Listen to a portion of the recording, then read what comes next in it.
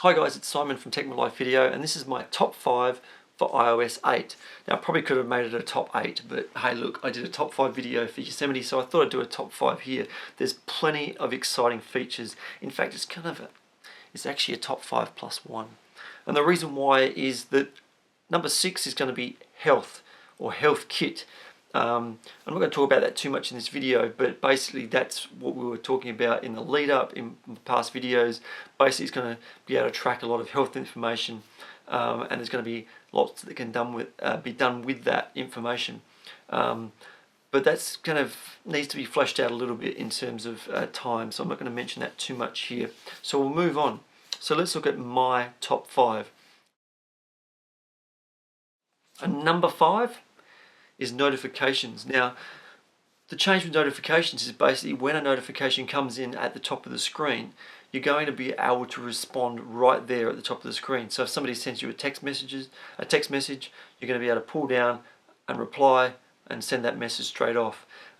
If it's an invitation to attend a meeting, something like that, you're going to be able to accept or decline. If it's a task, you're going to be able to snooze it or complete it. If it's a Facebook post, you're going to be able to like, you're going to be able to comment right there at the top of the screen, do with it straight away, and it's gone. So that's a great little advancement.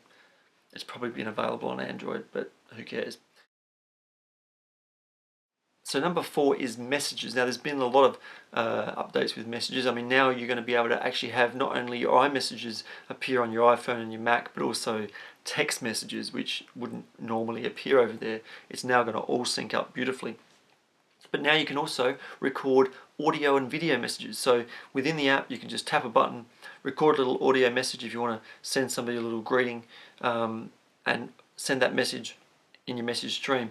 You're also going to be able to record video right then and there without actually leaving the message stream. I'm just looking at some notes. You're going to be able to share your location as well. So you're going to be able to, if you're talking to somebody and you want to catch up and where are you? And literally go share my location, it'll bring up a little map. You click that map, they'll be able to find you.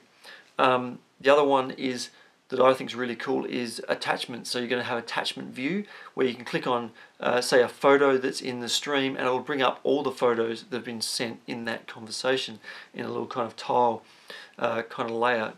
So Messages has some really nice improvements.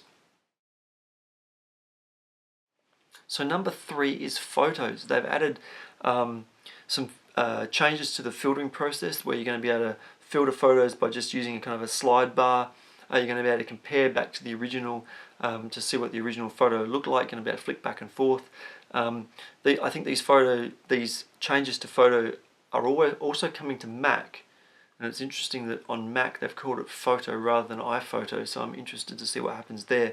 But one other thing with photos, so the filters look fantastic. You're also going to have third-party filters. So other companies are going to be able to develop filters, and you're going to be able to download them and apply them to your photos within the Photos app, which is going to be awesome. One thing that wasn't mentioned in the keynote but is on Apple's website is also something that's an extension of Photos. It's going to be time-lapse, which is a feature they're going to add to the camera. So you're basically going to be able to set your iPhone up on a tripod. Basically, if you're trying to tape a sunset and you can't videotape all that time. So basically, you know what time-lapse is. What am I talking about? But basically they're adding that to the camera app, so that's pretty cool, and they've just mentioned that at the bottom of one of the pages. So number 2, now some of these features are awesome. Keyboards. Now some of these things have been on Android I think for a while, but basically it's going to bring up suggestions. So if you're typing a word, it's going to bring up suggestions above where you're typing. But if somebody asks you a question and they gave an example, would you like to go to a movie or dinner? The suggestions will be a movie, dinner, or both. Now I can see people straight off the bat are going to mess with this big time. They're going to ask, they're going to ask rude questions basically and see if it suggests the rude answers. That's the first thing people are going to be using this for. But it's interesting because it also says it learns the way you speak. At the moment, it doesn't seem to do that because, it doesn't learn swear words, basically. If you swear in text, it never learns that. It always tries to replace it with something else.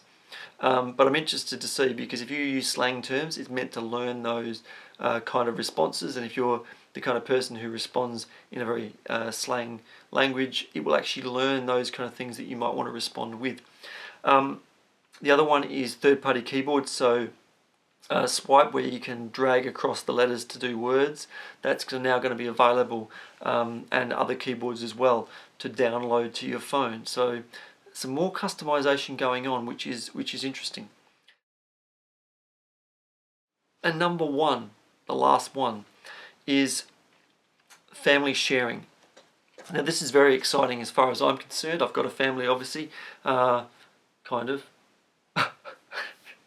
I'm single, obviously, at the moment, but I do have kids. So I can understand. I know a lot of people who've got kids, and I know a lot of people who've got kids with phones. If you could have separate accounts, so you can all use iMessage and features like that to communicate. Because if you use the same Apple account, you can't use things like iMessage. But if you've got separate Apple accounts, basically what it means is up to 6 people in one family all using the same credit card. So basically you start up Apple accounts for your kids.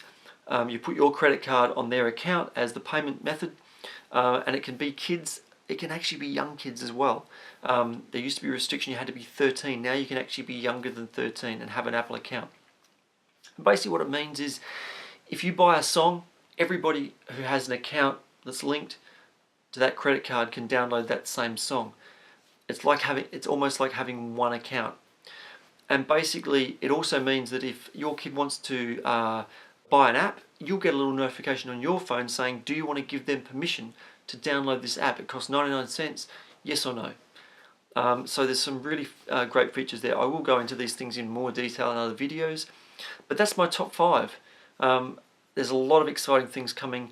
I think that they really have added some stuff that's going to be very, very useful day to day. So comment in the comments below mentioning your top 5 or the things that you're interested to see with iOS 8.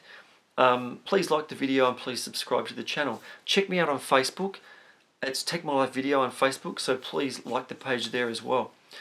Keep an eye out for my other videos. I've also done one on Yosemite's top 5, and I'll do other ones on WWDC. I'm Simon from Tech My Life Video. We'll see you next time. Bye.